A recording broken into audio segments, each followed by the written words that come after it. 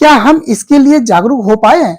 जवाब आएगा नहीं, क्योंकि भारत के दूर दराज गांव और कस्बे में रहने वाली महिलाओं की एक बड़ी संख्या ऐसी भी है जो मासिक धर्म पर खुलकर बात नहीं कर पाती है, जिससे उन्हें कई स्वास्थ्य समस्याओं का सामना करना पड़ता है।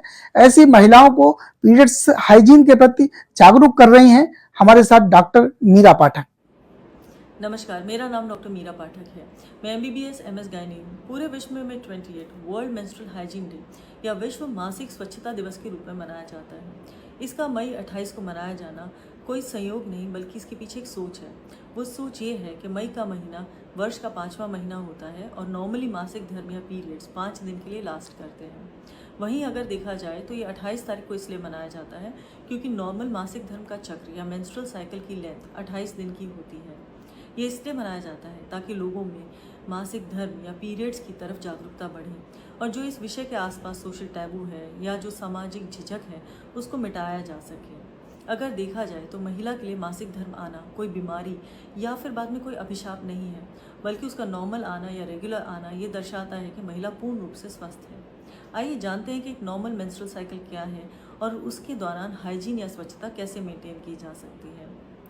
नॉर्मल मेंस्ट्रुअल साइकिल महिलाओं में ऑन एन एवरेज 10 से 12 साल की उम्र में स्टार्ट होता है। ज़रूरी है माएँ 10 साल की उम्र से पहले अपनी बेटियों को इस पीरियड्स के बारे में सचेत कर दें, उनको शिक्षित कर दें, ताकि जब पीरियड्स आएँ तो घबराएं ना। दूसरी चीज़ ये होती है कि जब पीरियड्स आते हैं तो पहले 2 साल के लिए ये इरेगुलर या अनियमित हो सकते हैं। ऐसे कंडीशन में माओं को चाहिए कि वो बच्चों को सपोर्ट करें, उनको एश्योरेंस दें, उनको ऐसी डाइट दें जो प्रोटीन्स और आयरन में रिच है, ताकि बॉडी की ग्रोथ अच्छे से हो सके।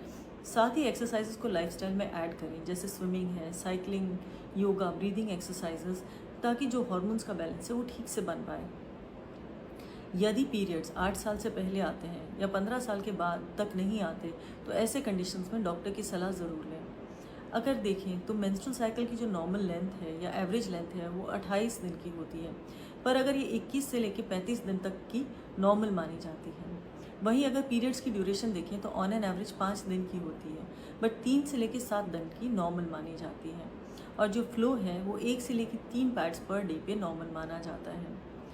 मैं यही सलाह दूंगी कि कैलेंडर के अंदर डेट को नोट कर लें जब पीरियड्स आता है डे 1 की तरह से, और उसके बाद नोट करें कि अगला पीरियड कब आता है। इस हिसाब से पता चलेगा कि पीरियड्स मिस, डिले, इरेगुलर है या रेगुलर है, और इन कंडीशंस में डॉक्टर की सलाह ली जा सकती है।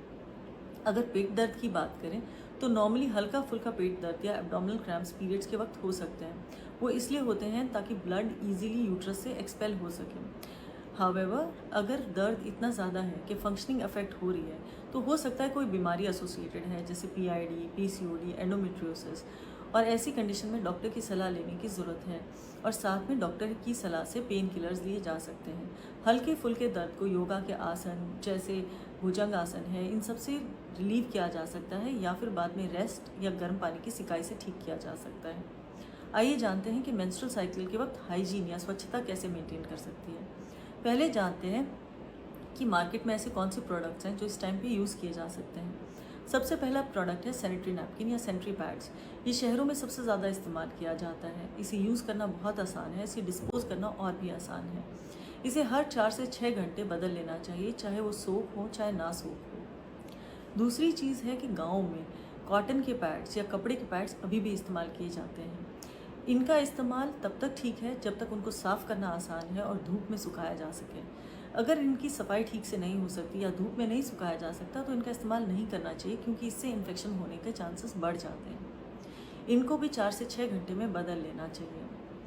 तीसरी चीज़ जो आजकल यूज़ हो रही है वो है टेम्पॉन्स। टेम्पॉन्स जनरली उन महिलाओं द्वारा यूज़ किए जाते हैं जो सेक्सुअली एक्टिव हैं।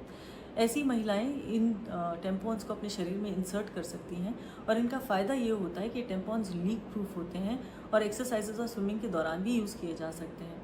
पर इनका नुकसान ये होता है कि 3 से 4 घंटे से ज़्यादा इनको नहीं रखना चाहिए, इनको बदल लेना चाहिए, और रात भर तो बिल्कुल नहीं रखना चाहिए। अदरवाइज़ एक कंडीशन होती है जिसे टॉक्सिक शॉक सिंड्रोम कहते हैं, जो हो सकती है।